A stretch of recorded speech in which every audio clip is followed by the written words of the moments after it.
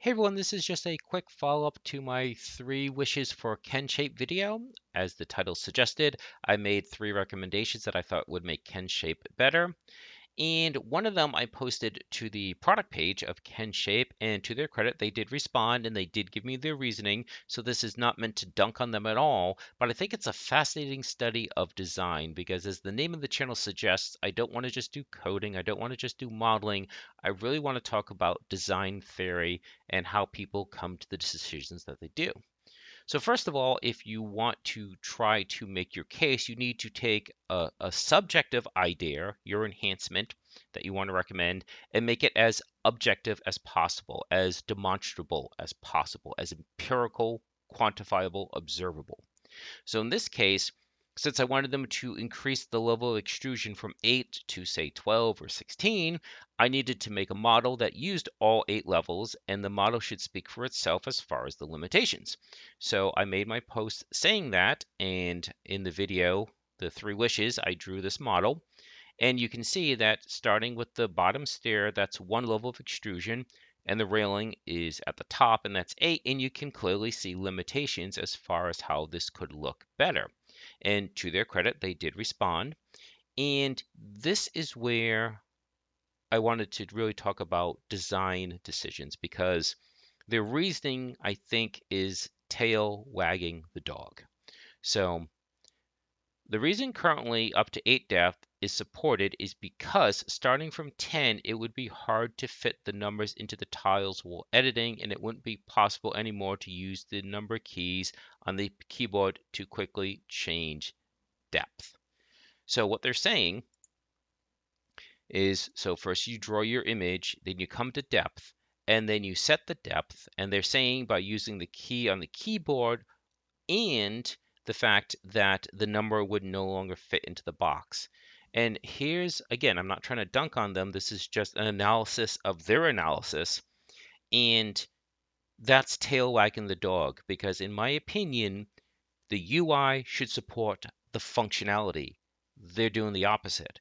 They're saying the functionality should be constrained by the UI. Well, the UI doesn't support that, so we're not going to do it. And again, their choice, but this is meant to be an analysis video. This is meant to look at decisions and decide if they make sense. So it's absolutely their choice to do this. And to their credit, they actually mention other software too. They're like, hey, you can use Magic of Voxel, you can use Blender, you can use Asset Forge. So to their credit, they're saying you can use anything else, and they name drop multiple applications.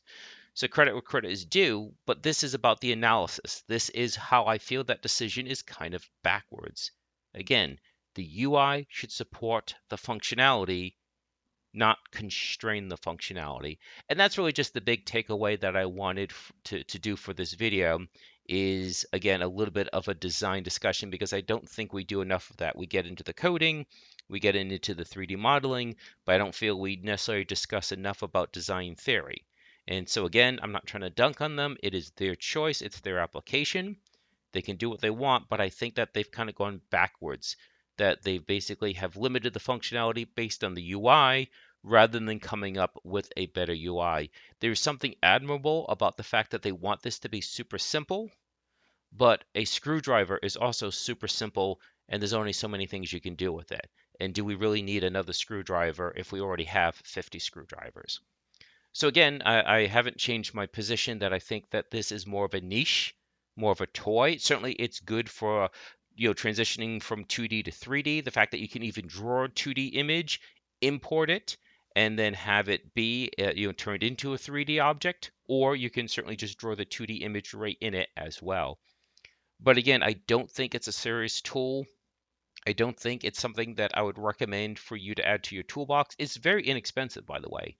Last I checked, I think it's only $3.99, so $4 USD the last time I checked. So it's very inexpensive. But again, it's not just price. It's also now you're managing all those project files.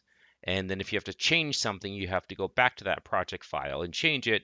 And I'm a big fan of trying to have as few source applications as possible, trying to have as much built in to the engine, because generally speaking, that's what we look at here is game design.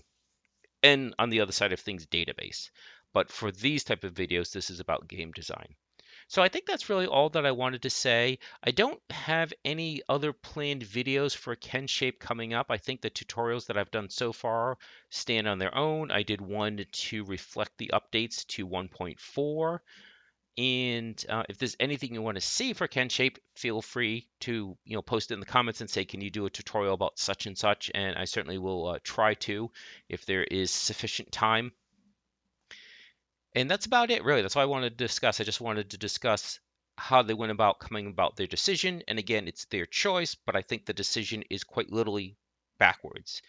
That instead, your UI should support the functionality and not constrain it. Okay, so I hope you found this interesting. Feel free to put your counterpoints in the comments. Again, they can do whatever they want. It's their application, but I just wanted to have a quick little discussion about this. If there's any major updates, I'll probably still cover that, but I don't picture myself doing any more tutorials because, again, like I said, I really feel that the tutorials I have stand on their own, and that because this is super simple, there's really not much I can show you that really doesn't speak for itself because they did make a very intuitive UI. I always want to give credit where credit is due. Okay, so I hope you found this interesting, and please do enjoy the rest of your day.